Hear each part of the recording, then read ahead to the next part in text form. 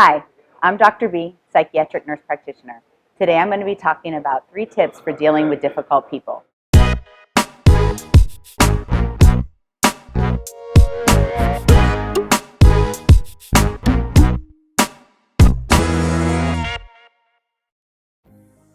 We all have those difficult people in our lives, and I challenge you to learn to deal with them and improve your relationship with them rather than isolating yourself. So I hate to break it to you, you can't actually change them, right? And oftentimes the people that we've identified as difficult are actually triggering some personal issue within us.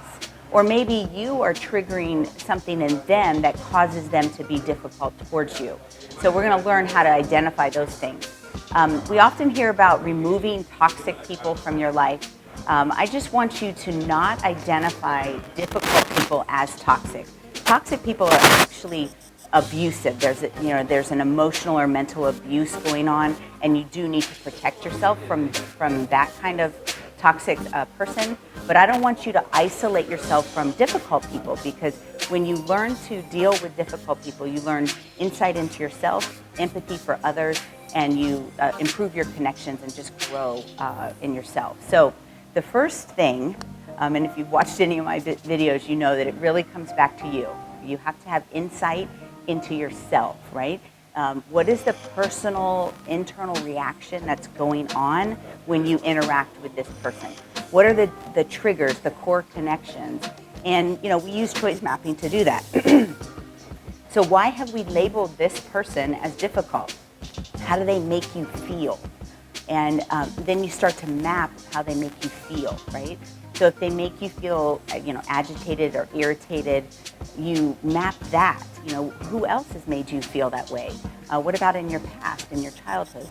When have you felt that way at other times in your life? And that's how you begin to get those core connections and figure out why this person is triggering you.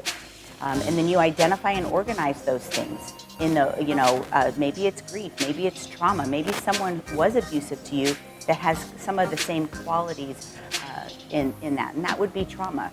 Maybe it's negative thoughts. Maybe they trigger in you a negative thought. So let's say I struggle with whether I'm pretty, right? And this person that I'm identifying as difficult kind of insinuates that I'm not, right? That would be a trigger for me that might go all the way back to my childhood of believing that about myself, right? So as we improve our own self-confidence, those things won't trigger us anymore. If someone said something to you or insinuated something about you that you knew for a fact wasn't true, you wouldn't have an emotional reaction. When we have an emotional reaction, it's because there's a part of us, even if it's a small part, that actually believes that or struggles with believing that.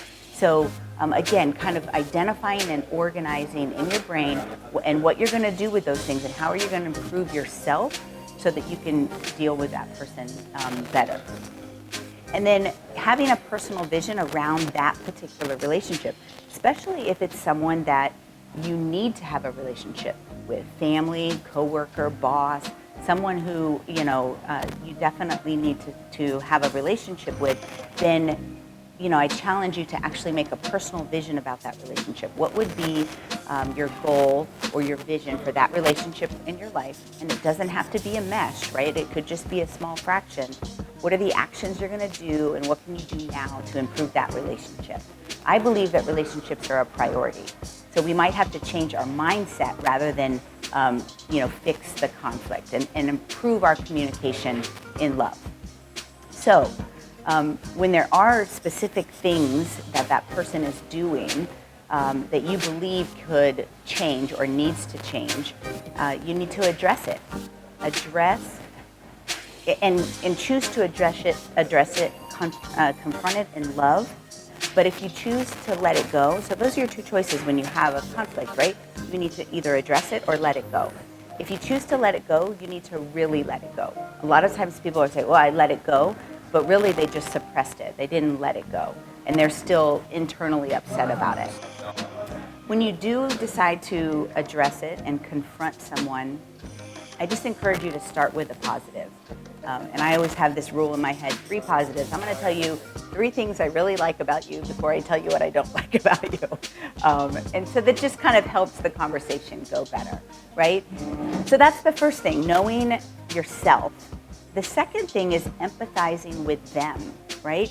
So if you kind of, empathy is like, turning yourself around and knowing or trying to understand their point of view, right?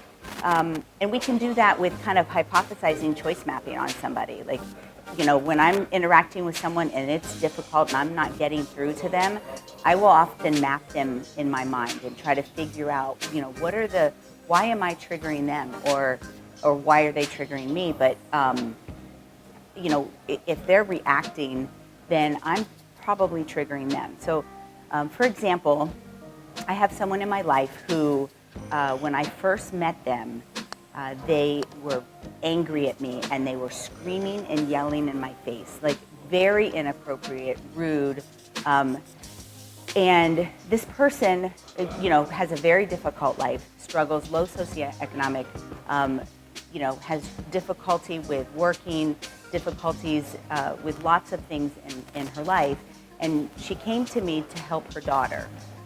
And so she was not my patient. The daughter was my patient. And so I couldn't really, ask her lots of personal questions. But over time, I was able to do that. But when I first met her, I was able to stay calm as she was yelling in my face. And, I set some boundaries and I asked her, can you just step away for a minute and come back and try to communicate with me better?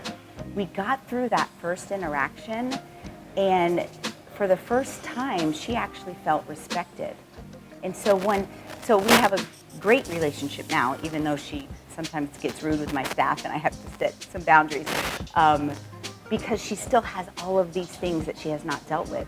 But when you look, if I'm able to look at her life and how difficult it is for her to just get up and work, and to take care of her daughter, and then the school's constantly complaining about her daughter, complaining about her parenting, and insinuating that she's dumb. And so if I were to map that in my mind,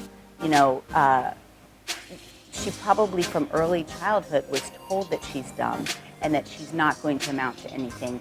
And so those things just begin to manifest. And when somebody triggers that, when somebody disrespects her, all she has is anger. And so she brings out this very rude, angry, kind of inner city attitude that people don't like. And they cut her off, and then they again treat her like she's dumb and lower than them, which again triggers more of that same behavior. So trying to empathize with where that person is coming from and how you're triggering them. So that's 1 and 2, right? 1, know yourself. 2, try to understand the other person. And then 3, setting healthy boundaries. So when we talk about healthy boundaries, this is not cutting off everybody who is difficult for you or triggers you or you don't like, right? This is about interacting with our world in grace and love and understanding where people are coming from and having healthy connections. But at some points we need to set boundaries. So if we give that example of the mother before, like even that day that she was yelling in my face, it was very hard for me not to just fire her and her daughter as a patient, right? Like, and that's very legitimate. I could have done that.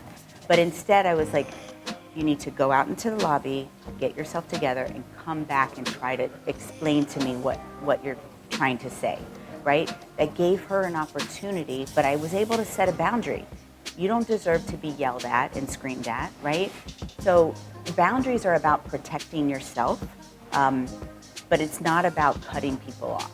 So, understanding the negative and the positive there, helping others understanding injustices. A lot of times, I remember, shortly after my son died, I was mean and rude to a lot of people. I go back and I've actually had to apologize because I was dealing with a lot. I could not function and be nice and empathetic to other people.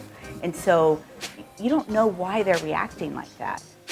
But I'm challenging you to actually stop and try to understand why they're reacting like that. So To summarize, improving your relationship with difficult people, 1, you have to know yourself. 2, empathize with them. 3, develop healthy boundaries. So, if you find this interesting, would like some more information about dealing with difficult people, in the description box there's a link for the choice opportunity. And please like, comment, subscribe, and remember, you are mentally strong.